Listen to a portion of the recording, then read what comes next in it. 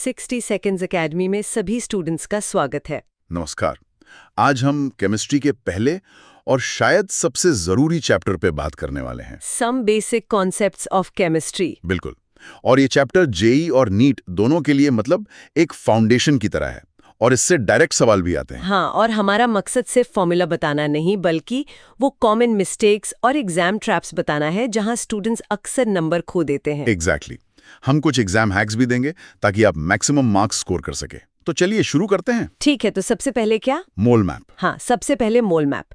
याद रखें, 1 मोल का सीधा सा मतलब है 6.022 इंटू 10 की पावर 23 पार्टिकल्स, जिसे हम Na यानी एवोगाड्रोस नंबर कहते हैं। राइट। और यहीं पर मतलब कैलकुलेशन शुरू करने से पहले ही सबसे बड़ी गलती जो स्टूडेंट्स करते हैं वो है यूनिट्स की। अच्छा, यूनिट्स? हाँ, हमेशा मास को ग्राम्स में, वॉल्यूम को लीटर्स में और टेम्परेचर को केल्विन में कन्वर्ट करें। ठीक है, तो मोल्स निकालने के रास्ते क्या क्या हैं? देखिए, 3 सीधे रास्ते हैं। पहला, अगर मास दिया है तो N equals to given mass, molar mass. Simple. दूसरा, अगर किसी गैस का वॉल्यूम वो भी STP पर दिया है तो N equals to volume in litres, 22.7 litres. और ये 22.7 पर ध्यान देना जरूरी है ना? बहुत जरूरी। ये STP की नई डेफिनेशन के हिसाब से है, जहां प्रेशर 1 बार होता है। पुरानी किताबों में 22.4 लिखा मिलेगा। ये क्लासिक एग्जाम ट्रैप है। बिल्कुल। और तीसरा रास्ता है, अगर पार्टिकल्स दिए हैं तो N equals to given particles, Na। ठीक है। अब एक सवाल जो अक्सर आता है, जब किसी एलिमेंट के आइसोटोप्स होते हैं तो एवरेज एटॉमिक मास पूछा जाता है। अच्छा पॉइंट है।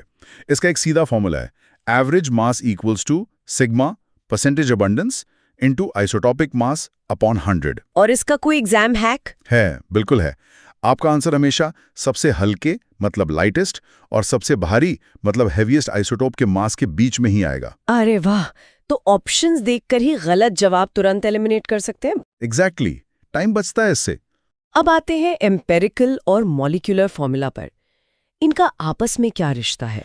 देखिए, परसेंटेज कॉम्पोजिशन से हम पहले एम्पेरिकल फॉर्मूला मतलब EF निकालते हैं, जो एटम्स का सिंपलेस्ट होल नंबर रेशियो होता है। सही कहा। और फिर मॉलिक्यूलर फॉर्मूला MF जो एक्चुअल नंबर ऑफ एटम्स बताता है वो होता है N इंटू EF। और यहाँ ये N निकालने का सवाल आता है। हाँ, तो N निकालना भी आसान है। N is equal to molar mass, empirical formula mass. ये तीनों चीजें एक दूसरे से पूरी तरह जुड़ी हुई हैं। चलिए अब बात करते हैं इस चैप्टर के हीरो टॉपिक की, स्टोइकियोमेट्री और लिमिटिंग रिएजेंट LR। इस पर सवाल आना मतलब लगभग तय है। तो इसे सॉल्व करने का कोई फूल प्रूफ तरीका, कोई एल्गोरिदम? हाँ, बिल्कुल है। LR algorithm. ये गोल्डन स्टेप्स हैं, इन्हें बस फॉलो करना है। स्टेप 1, सबसे पहले केमिकल इक्वेशन को बैलेंस करें। बिना बैलेंसिंग के आगे बढ़ना ही नहीं है। ठीक है, इक्वेशन बैलेंस हो गई। फिर सभी रिएक्टेंट्स के मोल्स मतलब N निकालें। मोल्स भी आ गए। अब सबसे जरूरी हिस्सा। हाँ, अब हर रिएक्टेंट के मोल्स को उसके स्टोइकियोमेट्रिक कोएफिशिएंट से डिवाइड करें, मतलब N कोएफ की वैल्यू निकालें। और जिसकी वैल्यू सबसे कम आएगी वही आपका लिमिटिंग रिएजेंट है। सिंपल। और ये एक बहुत बड़ा एग्जाम ट्रैप है कि प्रोडक्ट कितना बनेगा, इसका कैलकुलेशन किससे करना है। बिल्कुल, ये कैलकुलेशन हमेशा लिमिटिंग रिएजेंट से ही करना है, एक्सेस रिएजेंट से नहीं। राइट। और परसेंट यील्ड का फॉर्मूला भी याद रखना होगा। Percent yield is equal to actual yield theoretical yield into 100। Correct. अब जरा कॉन्सेंट्रेशन टर्म्स पर आते हैं। मोलैरिटी, मोलालिटी, इनमें बड़ा कंफ्यूजन होता है। इसको आसान बनाने के लिए हम इन्हें 2 ग्रुप्स में बांटते हैं। ग्रुप A टेम्परेचर डिपेंडेंट, मतलब जिनमें वॉल्यूम आता है, क्योंकि तापमान बदलने पे वॉल्यूम बदलता है। एग्जैक्टली। इसी वजह से ये तापमान पर डिपेंड करते हैं। इसमें सबसे पहले आती है molarity, M। Moles of solute, volume of solution litres में। हाँ, और दूसरी है नॉर्मेलिटी, कैपिटल N। इसका शॉर्टकट है N is equal to molarity into N factor. और ये N फैक्टर? इसे रटना नहीं है, ये रिएक्शन पर डिपेंड करता है। एसिड के लिए H+ आयंस, बेस के लिए OH- आयंस, रेडॉक्स रिएक्शन के लिए चेंज इन ऑक्सीडेशन नंबर, और सॉल्ट के लिए टोटल पॉजिटिव चार्ज। बिल्कुल ठीक है। और ग्रुप B जो तापमान से नहीं बदलते? हाँ, टेम्परेचर इंडिपेंडेंट। ये थर्मोडायनामिक्स जैसे टॉपिक्स के लिए ज्यादा बेहतर है। इसमें सबसे बड़ा ट्रैप मोलालिटी में है। सही कहा। हाँ, मोलालिटी स्मॉल m, इसका फॉर्मूला है moles of solute mass of solvent, वो भी केजी में। अच्छा, mass of solvent, mass of solution नहीं। यही गलती होती है, स्टूडेंट्स अक्सर जल्दी में मास ऑफ सोल्यूशन ले लेते हैं और सब गलत हो जाता है। इसके अलावा बाकी है मोल फ्रैक्शन। हाँ, मोल फ्रैक्शन XA जो होता है Na प्लस NB। और याद रखें, सोल्यूशन में सभी कंपोनेंट्स के मोल फ्रैक्शंस का सम हमेशा 1 होता है। और पार्ट्स पर million ppm। Mass solute total mass into 10 to the power 6। ठीक है। एक और छोटी सी जगह है जहां मार्क्स कट सकते हैं, सिग्निफिकेंट फिगर्स। हाँ, इस पे ध्यान देना जरूरी है। एडिशन या सब्ट्रैक्शन में रिजल्ट में उतनी ही डेसिमल प्लेसेस होंगे जितने सबसे कम वाले नंबर में है। जैसे 12.11 प्लस 18.0, इसका जवाब 30.1 होगा, 30.11 नहीं। करेक्ट, क्योंकि 18.0 में डेसिमल के बाद सिर्फ एक ही डिजिट है। और मल्टीप्लिकेशन डिवीजन में वहां हम टोटल सिग्निफिकेंट फिगर्स देखते हैं। रिजल्ट में उतनी ही सिग्निफिकेंट फिगर्स होंगे जितने सबसे कम वाले नंबर में है। तो 2.5 इंटू 1.25 का आंसर 3.1 होगा, 3.125 नहीं। एग्जैक्टली। क्योंकि 2.5 में सिर्फ 2 सिग्निफिकेंट फिगर्स हैं। चलिए, अब वो गलतियां जो आपको बिल्कुल नहीं करनी है। एक वार्निंग सेक्शन। बिल्कुल। ट्रैप 1 है कंबस्शन एनालिसिस। ऑर्गेनिक कंपाउंड में ऑक्सीजन का मास निकालने के लिए CO2 और H2O के डेटा को डायरेक्ट यूज ना करें। तो सही तरीका क्या है? सही तरीका है mass of oxygen is equal to total mass of compound mass of C plus mass of H। मतलब घटाना है, जोड़ना नहीं। हाँ। ट्रैप 2 है N फैक्टर। जैसा हमने कहा, N फैक्टर फिक्स नहीं होता। KMnO4 का उदाहरण दिया था आपने। हाँ, KMnO4 का N फैक्टर एसिडिक मीडियम में 5, न्यूट्रल में 3 और अल्कलाइन मीडियम में 1 होता है। रिएक्शन देखकर तय करें। और ट्रैप 3 एक बार फिर से याद दिला दें। Limiting reagent. प्रोडक्ट की कैलकुलेशन हमेशा और हमेशा लिमिटिंग रिएजेंट से ही होगी। आखिर में इन सब के पीछे जो बेसिक लॉज हैं उनका एक क्विक रिकैप कर लेते हैं। जरूर। ये 3 बेसिक लॉज हैं।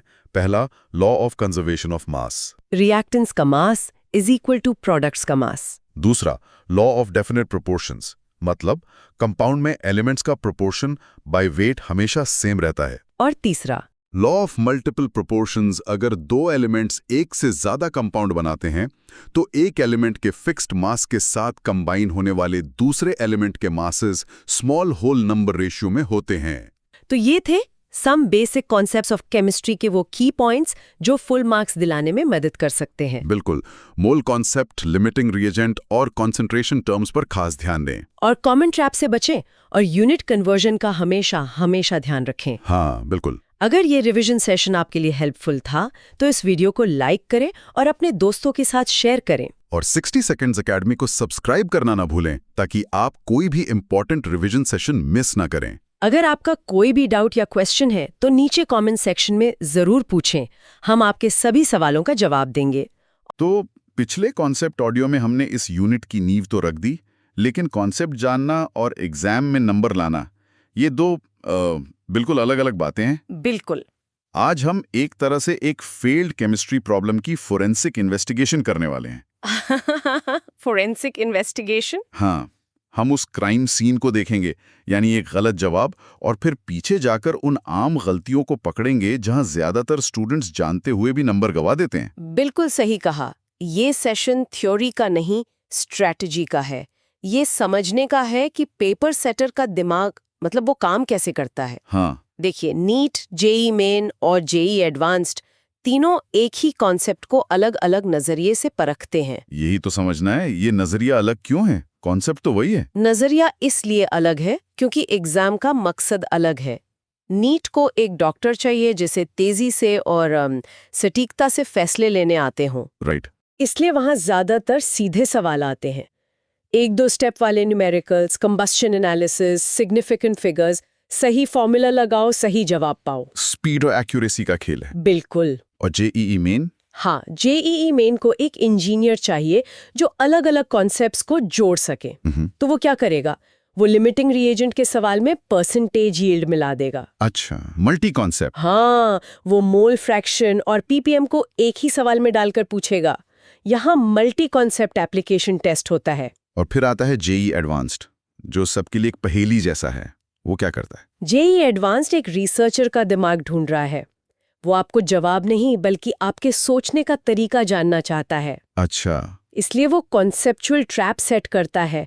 वो आपको बहुत सारा डेटा देगा और कहेगा एस्टिमेशन से सॉल्व करो। वो मल्टी रिएक्शन स्टोइकोमेट्री देगा, जहां एक रिएक्शन का प्रोडक्ट दूसरे का रिएजेंट है। मतलब वो ये नहीं देख रहा कि फॉर्मूला याद है या नहीं, वो ये देख रहा है कि क्या आप फंडामेंटल प्रिंसिपल्स को किसी भी नई सिचुएशन में अप्लाई कर सकते हैं या नहीं। बेहतरीन। तो अब जब हमें दुश्मन की रणनीति पता चल गई है, तो चलिए पहले ट्रैप पर चलते हैं जहां सबसे ज्यादा जाने जाती हैं, मोल कॉन्सेप्ट में गैस वॉल्यूम। हाँ, मुझे आज भी याद है, हमें रटाया गया था 1 मोल गैस मतलब 22.4 लीटर। ये तो पत्थर की लकीर जैसा लगता था। और यही पहला और सबसे खतरनाक ट्रैप है। आज भी मतलब 90% स्टूडेंट्स गैस वॉल्यूम के लिए 22.4 लीटर यूज करते हैं और अपना जवाब गलत कर बैठते हैं। लेकिन ये इतना आम क्यों है? ऐसा तो नहीं हो सकता कि सारी पुरानी किताबें गलत थीं? किताबें गलत नहीं थीं, वो बस पुरानी हो चुकी हैं। देखिए, ये सिर्फ एक नंबर का खेल नहीं है, ये इस बात का टेस्ट है कि क्या आप विज्ञान के बदलते हुए स्टैंडर्ड से अपडेटेड है या नहीं। अच्छा। पुराने जमाने में STP यानी स्टैंडर्ड टेम्परेचर एंड प्रेशर का मतलब होता था 1 atm प्रेशर, और उस प्रेशर पर वॉल्यूम 22.4 लीटर आता है। हाँ। लेकिन अब IUPAC जो केमिस्ट्री की रूल बुक लिखता है और NCERT जिसे हमें फॉलो करना है, दोनों STP को 1 बार प्रेशर पर मानते हैं। और 1 बार पर? और 1 बार पर मोलर वॉल्यूम 22.7 लीटर्स होता है। ये छोटा सा बदलाव ये टेस्ट करने के लिए है कि आप सिर्फ रट रहे हैं या ऑफिशियल रूल बुक को फॉलो कर रहे हैं। वाह, मतलब ये सिर्फ एक वैल्यू नहीं बल्कि एक अपडेट टेस्ट है। इसी में एक और कंफ्यूजन होता है, कई बार रिएक्शन में सॉलिड या लिक्विड भी होते हैं, तब वॉल्यूम का क्या करें? ये एक और बेहतरीन सवाल है।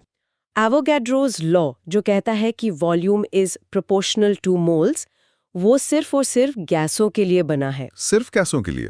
क्यों? क्योंकि गैस के मॉलिक्यूल्स बहुत दूर दूर होते हैं, उनका अपना वॉल्यूम नेग्लिजिबल होता है, लेकिन सॉलिड और लिक्विड में ऐसा नहीं होता। सही बात है। तो गोल्डन रूल ये है, अगर रिएक्शन में कोई भी सॉलिड या लिक्विड है तो वॉल्यूम की भाषा में बात ही मत करो। तो क्या करें? हर चीज को पहले मोल्स में बदलो। मोल्स केमिस्ट्री की यूनिवर्सल भाषा है। तो इसमें कोई टाइम बचाने का तरीका भी है? एग्जाम में तो हर सेकंड कीमती है। बिल्कुल। अगर सवाल में साफ साफ लिखा है कि सेम टेम्परेचर और प्रेशर पर गैसों का वॉल्यूम रेशियो दिया है, तो वही उनका मोल रेशियो भी होगा। अच्छा, तो PV = nRT लगाने की जरूरत नहीं? कोई जरूरत नहीं, वहां टाइम वेस्ट मत करो। सीधा वॉल्यूम रेशियो = मोल रेशियो इस्तेमाल करें और आगे बढ़ें। ठीक है, तो गैसों का हिसाब तो समझ आ गया, लेकिन ज्यादातर रिएक्शंस में चीजें इतनी परफेक्टली मैच्ड नहीं होती। हमेशा कोई ना कोई चीज पहले खत्म हो जाती है। हाँ, और यहीं पर एंट्री होती है उस कॉन्सेप्ट की जिससे सबको डर लगता है, लिमिटिंग रिएजेंट। बिल्कुल। और यहाँ सबसे बड़ी गलती इंट्यूशन से आती है। स्टूडेंट्स को लगता है कि जिस रिएजेंट का मास या मोल सबसे कम दिया है, वही लिमिटिंग रिएजेंट यानी LR होगा। हाँ, ये तो लॉजिकल लगता है, जो चीज कम है वही पहले खत्म होगी। ये इंट्यूशन गलत क्यों है? ये इंट्यूशन इसलिए गलत है क्योंकि वो रिएक्शन की जरूरत को नजरअंदाज कर देता है। जरूरत? हाँ, इसे एक एनालॉजी से समझते हैं। मान लीजिए आपको सैंडविच बनाने हैं।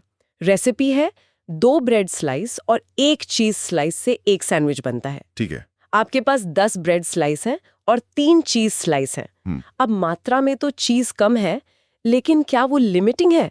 चलिए देखते हैं। 10 ब्रेड से 5 सैंडविच बन सकते हैं, लेकिन 3 चीज स्लाइस से सिर्फ 3 ही बन पाएंगे। तो हाँ, चीज ही लिमिटिंग रिएजेंट है। एग्जैक्टली। आपने क्या किया?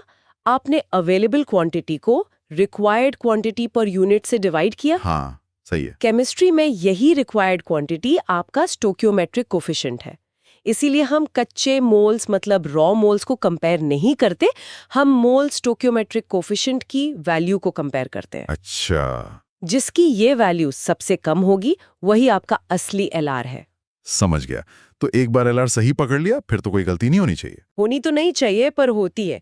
दूसरी सबसे बड़ी गलती, प्रोडक्ट की मात्रा एक्सेस रिएजेंट से निकाल देना। याद रखें, आपकी सैंडविच फैक्ट्री में प्रोडक्शन चीज पे डिपेंड कर रहा है, बची हुई ब्रेड पे नहीं। प्रोडक्ट हमेशा और हमेशा लिमिटिंग रिएजेंट से ही कैलकुलेट होगा। ठीक है। और तीसरी सबसे खतरनाक गलती, इक्वेशन को बैलेंस करना भूल जाना। अगर आपका स्टोइचियोमेट्रिक कोएफिशिएंट ही गलत है तो आपका पूरा एलआर कैलकुलेशन, आपकी पूरी मेहनत सब सब बर्बाद। हो जाएगा। कोई रैंक बूस्टर टिप यहाँ के लिए? हाँ, जेईई मेन और नीट कभी-कभी आपकी मदद करते हैं। अगर सवाल में लिखा है reagent A is taken in large access, तो वहां कैलकुलेशन करके टाइम वेस्ट मत कीजिए। मतलब साफ है कि दूसरा वाला ही एलआर है। बिल्कुल, वो आपका टाइम बचाना चाहते हैं। तो एक बार हमने एलआर से ये पता लगा लिया कि थ्योरी के हिसाब से कितना प्रोडक्ट बनना चाहिए, वो हो गया हमारा थ्योरेटिकल यील्ड। पर असल लैब में तो चीजें अलग होती हैं। हाँ, और यहीं पर परसेंटेज यील्ड और प्योरिटी का कॉन्सेप्ट आता है ना? बिल्कुल। परसेंटेज प्योरिटी तो सीधी सी बात है। अगर 100 ग्राम का सैंपल 80% प्योर है, तो मतलब रिएक्शन करने के लिए आपके पास सिर्फ 80 ग्राम ही है। सिंपल। लेकिन परसेंटेज यील्ड में एक रियलिटी चेक बहुत जरूरी है। नीट का ये एक पसंदीदा सवाल है कि why is percentage yield often less than 100%? अच्छा। इसके क्या कारण हो सकते हैं? इसके 3 मुख्य कारण हैं जो याद होने चाहिए। हो सकता है कोई साइड रिएक्शन हो गया हो, या रिएक्शन पूरी तरह कंप्लीट ना हुई हो, या फिर प्रोडक्ट को फिल्टर करते समय कुछ मैकेनिकल लॉस हो गया हो। और क्या यील्ड 100% से ज्यादा हो सकती है? सैद्धांतिक रूप से कभी नहीं। अगर आपकी यील्ड 100% से ज्यादा आ रही है, तो इसका एक ही मतलब है, आपके प्रोडक्ट में कोई इम्प्योरिटी है। जैसे कि? शायद वो अभी भी गीला है और उसमें पानी का वजन भी जुड़ गया है। ये एक क्लासिक कंसेप्चुअल क्वेश्चन है। ठीक है। अब एक ऐसे टॉपिक पर आते हैं जो ज्यादातर स्टूडेंट्स को एक मैथमेटिकल ड्रिल जैसा लगता है, एम्पिरिकल और मॉलिक्यूलर फॉर्मूला निकालना। हाँ, ये तो सीधा एल्गोरिदम है, इसमें क्या ट्रैप हो सकता है? ट्रैप इसी सोच में है कि ये एक मैथ का सवाल है। स्टूडेंट्स इसे एक माइंडलेस एल्गोरिदम की तरह फॉलो करते हैं और केमिस्ट्री भूल जाते हैं। मतलब? सबसे बड़ा ट्रैप, वो परसेंटेज को सीधे रेशियो निकालने के लिए यूज कर लेते हैं। वो ये भूल जाते हैं कि केमिस्ट्री ग्राम में नहीं, मोल्स में होती है। अच्छा, परसेंटेज तो मास का रेशियो है। एग्जैक्टली। आपको उसे एटॉमिक मास से डिवाइड करके मोल्स का रेशियो निकालना है। तो सही एल्गोरिथम क्या है जिसे कभी नहीं भूलना चाहिए? 5 स्टेप्स हैं। पहला, मान लीजिए 100 ग्राम कंपाउंड है, तो परसेंटेज सीधे ग्राम बन जाएगा। Step 1 done. दूसरा, अब हर एलिमेंट के ग्राम को उसके एटॉमिक मास से डिवाइड करके मोल्स निकालें। ये सबसे जरूरी स्टेप है। ठीक है। तीसरा, जो सबसे छोटी मोल वैल्यू आई है उससे सबको डिवाइड करें। इससे आपको एक सिंपल रेशियो मिलेगा। ओके, रेशियो मिल गया। ये रेशियो ही आपका एम्पिरिकल फॉर्मूला EF है। और आखिर में मोलेक्युलर फॉर्मूला मास को एम्पिरिकल फॉर्मूला मास से डिवाइड करके N की वैल्यू निकालें और MF = NEF से फाइनल जवाब निकालें। और कोई फाइनल चेक? हाँ, एक सैनिटी चेक जरूर करें। क्या आपके निकाले गए MF का मास सवाल में दिए गए मोलर मास से मैच कर रहा है? ये बहुत स्पष्ट है। अब आते हैं उस एरिया पर जो हमेशा कंफ्यूज करता है, कॉन्सेंट्रेशन टर्म्स, मोलैरिटी, मोलालिटी। ये नाम इतने मिलते जुलते हैं, लगता है जानबूझकर कंफ्यूज करने के लिए बनाए गए हैं। और एग्जामिनर इसी का फायदा उठाते हैं। नीट का सबसे पसंदीदा MCQ यहीं से आता है। क्या है वो? Which of the following concentration terms is temperature dependent? इसका जवाब है मोलैरिटी और नॉर्मैलिटी। मोलैरिटी और नॉर्मैलिटी। क्यों? क्योंकि इन दोनों के फॉर्मूले में वॉल्यूम ऑफ सॉल्यूशन आता है। बिल्कुल। और वॉल्यूम टेम्परेचर पे कैसे डिपेंड करता है? सोचिए, गर्मी में कोई भी तरल फैलता है, उसका वॉल्यूम बढ़ जाता है ना? हाँ। अगर फॉर्मूले के डिनोमिनेटर में वॉल्यूम है और वो गर्मी से बढ़ गया, तो मोलैरिटी की वैल्यू कम हो जाएगी। अच्छा। जबकि मोलैलिटी, मोल फ्रैक्शन और ppm ये सब मास पर आधारित है, और किसी चीज का मास गर्मी सर्दी में नहीं बदलता, इसलिए ये टेम्परेचर इंडिपेंडेंट है। ज्यादा भरोसेमंद है। बिल्कुल। मोलालिटी में एक और ट्रैप है जहां डिनोमिनेटर में अक्सर गलती होती है। हाँ, और वो ट्रैप है kg ऑफ सॉल्वेंट। स्टूडेंट्स जल्दी में सोल्यूशन का मास ले लेते हैं और गलती कर बैठते हैं। हमेशा याद रखें, मोलालिटी की परिभाषा में पर kg ऑफ सॉल्वेंट आता है, सोल्यूशन नहीं। Okay, solvent not solution. और ppm के लिए कोई शॉर्टकट? हाँ, बहुत डाइल्यूट एक्वस सॉल्यूशंस के लिए आप सीधे 1 ppm अप्रोक्सीमेटली 1 mg पर लीटर मान सकते हैं। इससे कैलकुलेशन बहुत तेज हो जाती है। N factor? हाँ, मुझे लगता है ज्यादातर लोग, मैं भी, इसे किसी कंपाउंड की फिक्स प्रॉपर्टी मानते हैं, जैसे मोलर मास। और यहीं पर जेईई एडवांस ट्रैप सेट करता है। ये सबसे बड़ा मिथक है। आज सब एक गोल्डन रूल याद कर लें, एन फैक्टर कंपाउंड का नहीं, रिएक्शन का होता है। रिएक्शन का? हाँ, ये इस बात का माप है कि उस खास रिएक्शन में एक मॉलिक्यूल कितने इलेक्ट्रॉन ले या दे रहा है। एक ही कंपाउंड जैसे KMnO4 अलग-अलग रिएक्शंस में बिल्कुल अलग व्यवहार कर सकता है। यही KMnO4 वाला उदाहरण हमेशा कंफ्यूज करता है। एसिडिक में 5, न्यूट्रल में 3, एल्कलाइन में 1। स्टूडेंट्स इसे रट लेते हैं, लेकिन सवाल में मीडियम पर ध्यान नहीं देते। एग्जामिनर आपको KMnO4 का रिएक्शन देगा और पूछेगा इसका इक्विवेलेंट वेट क्या है। आपको पहले मीडियम पहचानना है, फिर सही एन फैक्टर चुनना है। और फिर मोलर मास को एन फैक्टर से डिवाइड करना है। बिल्कुल। और अगर मीडियम दिया ही ना हो तो ये भी एक ट्रिक है ना? ये नीट की क्लासिक ट्रिक है। अगर मीडियम मेंशन नहीं है तो आपको हमेशा एसिडिक मीडियम मान के चलना है। अच्छा, ये एक अनरिटन रूल है जिसे टॉपर्स जानते हैं। वाकई ये छोटी छोटी बातें ही रैंक तय करती हैं। अब कुछ उन गलतियों की बात करते हैं जो पूरी मेहनत पर पानी फेर देती हैं, जैसे कैलकुलेशन के आखिरी स्टेप्स में होने वाली गलतियां। हाँ, कंबशन एनालिसिस में ऑक्सीजन की कैलकुलेशन एक ऐसा ही एरिया है। बिल्कुल। गलत अप्रोच ये है कि स्टूडेंट्स CO2 से कार्बन और H2O से हाइड्रोजन निकालकर फिर इन्हीं दोनों से ऑक्सीजन निकालने की कोशिश करते हैं। ये लंबा भी है और गलत भी। तो सही तरीका क्या है? सही तरीका जो NCERT में भी दिया है वो है मास कंजर्वेशन का सिद्धांत। Mass of O is equal to total mass of compound minus mass of C plus mass of H। सीधा और सटीक। 2 स्टेप में जवाब। और आखिर में सिग्निफिकेंट फिगर्स, जहां आते हुए मार्क्स चले जाते हैं। मैंने खुद अपने दोस्तों को इस वजह से रैंक खोते देखा है। मुझे एक ब्रिलियंट स्टूडेंट की कहानी याद है। उसने JEE एडवांस्ड का एक बहुत मुश्किल सवाल जो एक पूरे पेज पर सॉल्व हुआ था बिल्कुल सही किया, फिर लेकिन फाइनल जवाब में उसने राउंडिंग ऑफ का नियम गलत लगा दिया और उसे 0 मार्क्स मिले। ओ, ये तो दिल तोड़ने वाला है। पर ये सिखाता है कि ये छोटी चीजें भी उतनी ही जरूरी है। तो वो 2 नियम क्या हैं जिन्हें हमेशा याद रखना है? बस 2 नियम। एडिशन या सब्ट्रैक्शन में जवाब में उतने ही डेसिमल प्लेसेस होने चाहिए जितने सबसे कम वाली वैल्यू में हैं। Decimal places. और मल्टीप्लिकेशन या डिवीजन में जवाब में उतने ही सिग्निफिकेंट फिगर्स होने चाहिए जितने सबसे कम वाली वैल्यू में हैं। सिग्निफिकेंट फिगर्स, ठीक है। और नीट का एक और ट्रैप, एग्जैक्ट नंबर्स जैसे किसी फॉर्मूला में आने वाला 2 या बैलेंसिंग कोएफिशिएंट्स, उनके इन्फिनिट सिग्निफिकेंट फिगर्स होते हैं। तो वो हमारी कैलकुलेशन को लिमिट नहीं करते। नहीं करते। बहुत बढ़िया। तो एग्जाम में जवाब को मार्क करने से ठीक पहले एक फाइनल मेंटल चेकलिस्ट क्या होनी चाहिए दिमाग में? हमेशा खुद से ये 5 सवाल पूछें। पहला, क्या मैंने सभी यूनिट्स को SI या कंसिस्टेंट सिस्टम में कन्वर्ट किया है? चेक 1। दूसरा, क्या मैंने लिमिटिंग रिएक्टेंट सही से पहचाना है या मैं इंट्यूशन पर चला गया? चेक 2। तीसरा, क्या मेरा एन फैक्टर मीडियम के हिसाब से सही है? चौथा, क्या मैंने कॉन्सेंट्रेशन टर्म्स में टेम्परेचर के असर को ध्यान में रखा है? ठीक है। और पांचवा, सबसे जरूरी, क्या मेरा जवाब फिजिकली सेंस बना रहा है? मतलब? क्या किसी चीज का मास नेगेटिव आ रहा है? क्या यील्ड 100% से ज्यादा आ रही है? एक कॉमन सेंस चेक जरूरी है। आखिर में ये यूनिट इतनी जरूरी क्यों है?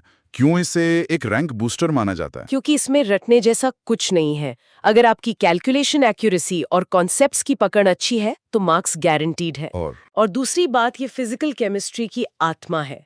स्टिक्योमेट्री, मोलैरिटी, नॉर्मैलिटी, ये कॉन्सेप्ट्स आगे थर्मोडायनामिक्स, इलेक्ट्रोकेमिस्ट्री, सॉल्यूशंस, हर चैप्टर के हर न्यूमेरिकल में काम आएंगे। तो अगर यहाँ नींव कमजोर रह गई तो पूरी फिजिकल केमिस्ट्री की इमारत हिल जाएगी। अगर आपने कॉन्सेप्ट, ऑडियो और ये रैंक बूस्टर सेक्शन दोनों ध्यान से फॉलो किया है तो इस यूनिट से मार्क्स जाना ऑलमोस्ट इम्पॉसिबल है। अब आप सिर्फ पढ़ नहीं रहे, आप नीट, JEE और बोर्ड्स के लिए स्मार्टली स्कोर कर रहे हो। अगर आपको ये रैंक बूस्टर अप्रोच यूजफुल लग रही है तो 60 सेकंड्स एकेडमी को लाइक, शेयर और सब्सक्राइब करें और कमेंट्स में बताएं कि नेक्स्ट कौन सा यूनिट चाहिए।